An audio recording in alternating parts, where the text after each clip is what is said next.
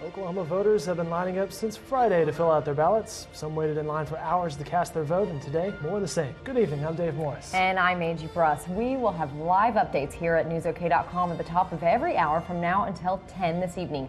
Now, voter turnout has become a huge story in this election, but there are several other storylines our crews will be tracking tonight as well. You can see them right there. This election could be a political race full of firsts, both nationally and locally.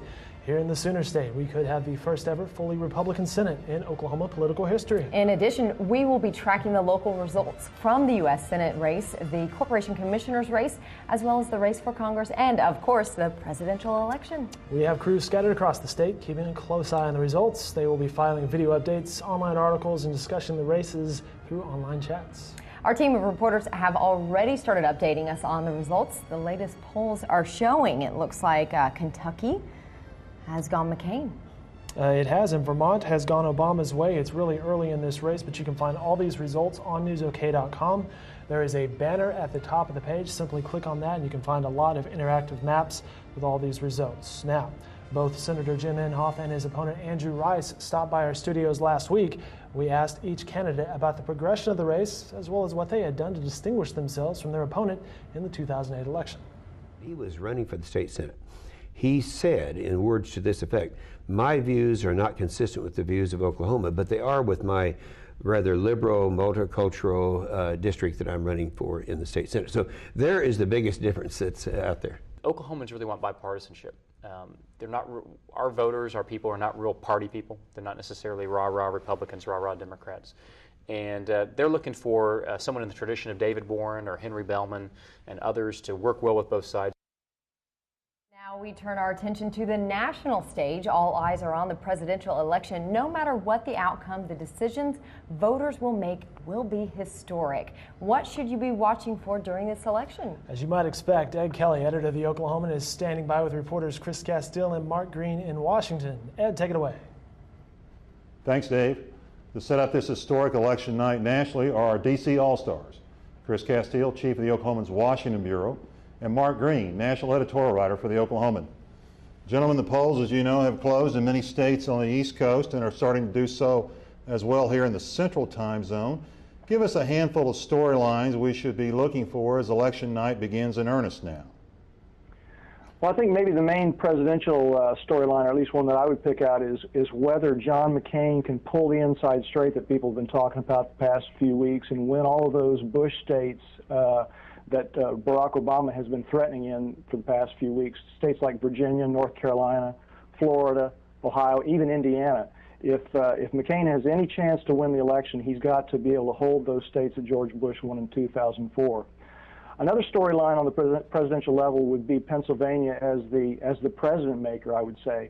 It's a state, it's a blue state, a state that John Kerry won in 2004 that McCain and his campaign evidently felt like they had the best chance to flip this time around. They spent a lot of time there in the closing days of the campaign. And because Obama is probably going to win a couple of states that Bush won 4 years ago, McCain's got to find a blue state somewhere to flip in his favor to have a chance to win tonight. The other storyline, Ed, that we should have pretty good indications on early is the race for total control, actually, of the U.S. Senate, and that's right. 60 votes. The Democrats are pretty sure of picking up about 5 seats: Virginia, New Mexico, Colorado, New Hampshire, probably Alaska, where convicted felon Ted Stevens is still fighting for his life up there. But there are seats in North Carolina and Georgia and Kentucky that if those go Democrat, it's going to be a huge night and might even give Democrats the 60 votes that they need to cut off any kind of filibusters. And like I said, we should know in North Carolina where Elizabeth Dole is in a tough fight. Mitch McConnell in Kentucky, the Senate Republican leader.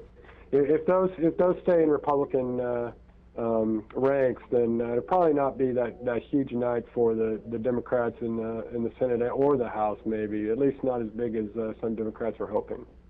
Okay, guys, what surprises, if any, can we expect this evening?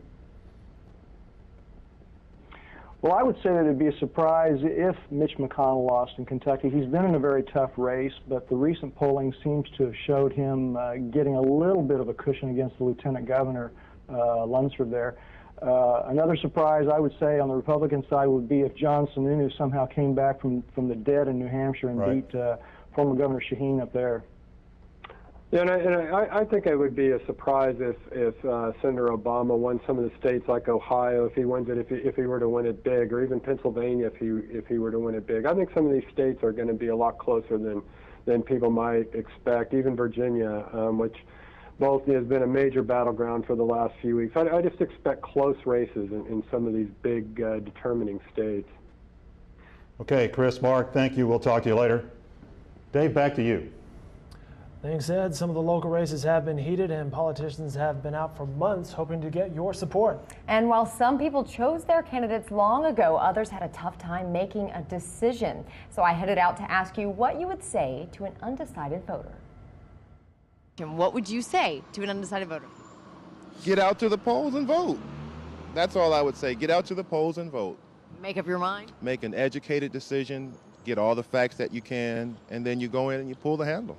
Get out and vote, please. Same thing she said, go out and vote. It's very important. Do not pass up this election. Do not pass up your right to vote.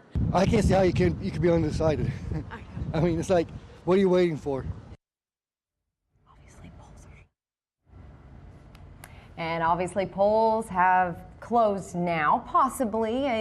Some of the long lines may still be going on. It was very crowded today at the polls. You're exactly right. The polls officially close at 7 p.m. in Oklahoma. Some people may still be voting. A couple updates for you. CNN's projecting Obama wins New Jersey, Illinois, and Connecticut. They're saying McCain takes South Carolina, Tennessee, and Oklahoma. Lots going on. There are a lot of issues that we think about when making our decision. But this year, foreclosures, bankruptcies, and an unstable market has voters looking to candidates for an economic solution. Ed Kelly back again. Ed, what should people be looking for in the coming months? Well, Dave, I think it's really pretty simple. Look for an expanded Democratic majority in Congress to take an even more activist role, and that's going to happen regardless of who's elected president tonight. Let's face it, this election from coast to coast was about the economy, and you can bet the winners of tonight are not going to be shy about going to Washington to try to cure what's ailing the economy. And speaking of the economy, here to talk about the financial crisis of recent weeks, particularly as it affects ordinary Americans, is Will Hoke. Will is an attorney with the law firm Crow & Dunleavy here in Oklahoma City and an expert on bankruptcy law. Thanks for being with us. Can either Barack Obama or John McCain be expected to push through a credible solution in Congress to what's happened in the last 6 weeks or so? I think both of them can.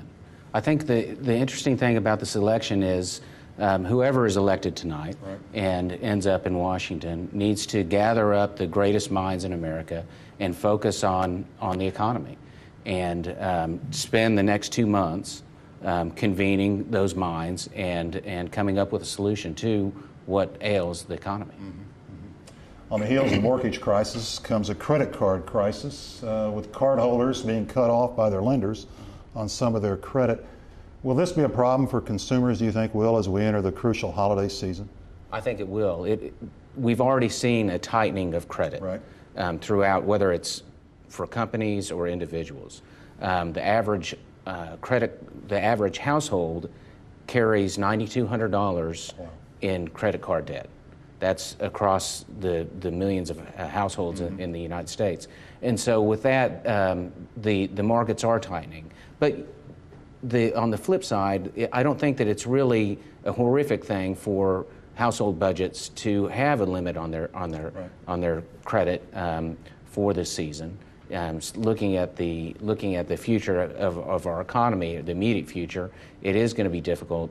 I think the bigger concern is on retailers. What does that mean for retailers? Because if individuals are not coming in and purchasing big ticket items at retailers, then they are going to have the bigger trouble in the long run.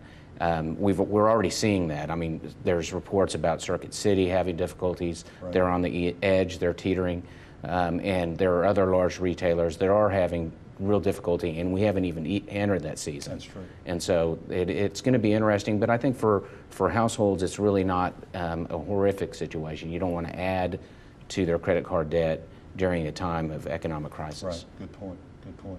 To the average investor, does it really matter which party wins the White House, do you think?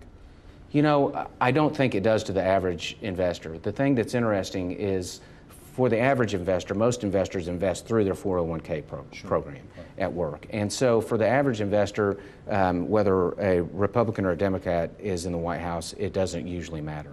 What's interesting is traditionally the stock market has reacted more favorably to a Republican administration, or Republican being elected. And so that's one of the things that's interesting. But when I left work this afternoon, I noticed that the stock market went up 305 points, the Dow.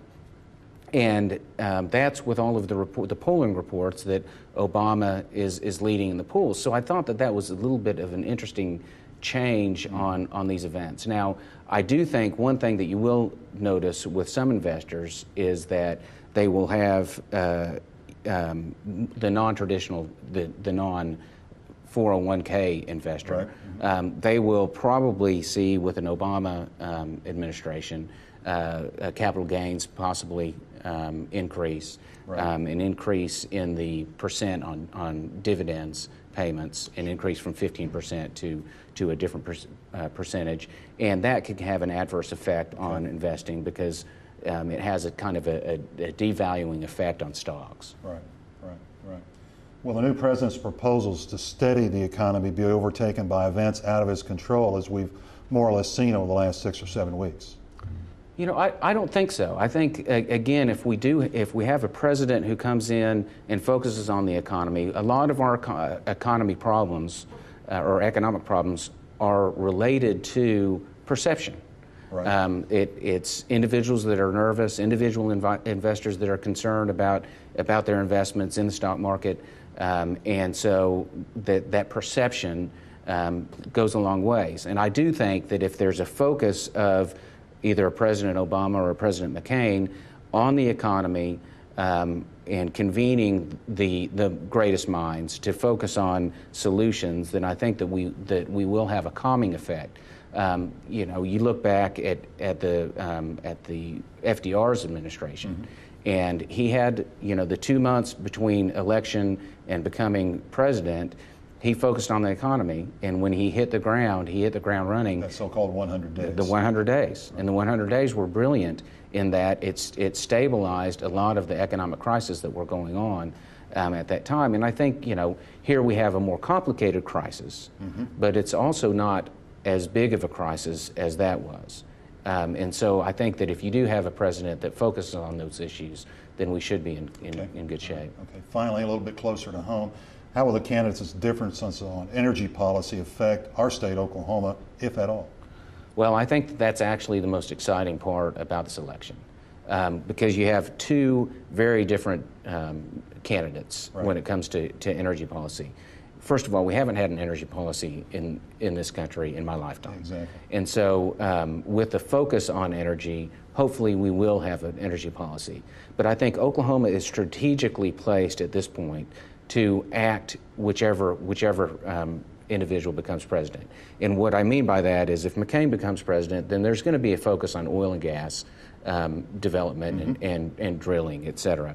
If Obama becomes president, then we're going to have a focus on alternative fuels, whether it's biofuels or wind energy. We're going to see a different focus. And I think both are exciting because both mean that Oklahoma can play can be a strategic partner in either energy policy.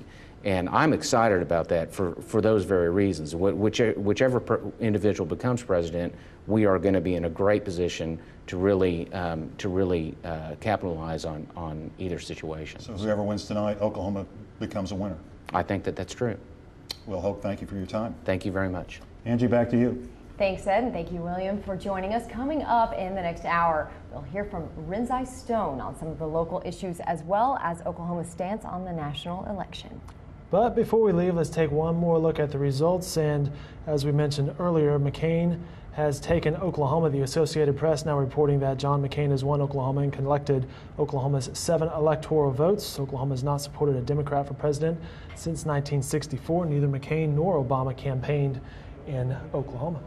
And definitely we will have the latest results for you coming up on the local issues and our local elections here as well. And as we mentioned, our newsroom is working hard to bring you the latest on election 2008. You can find more information, including blogs, online reports, and live chats on newsok.com. We'll see you right back here at 8 o'clock. See ya.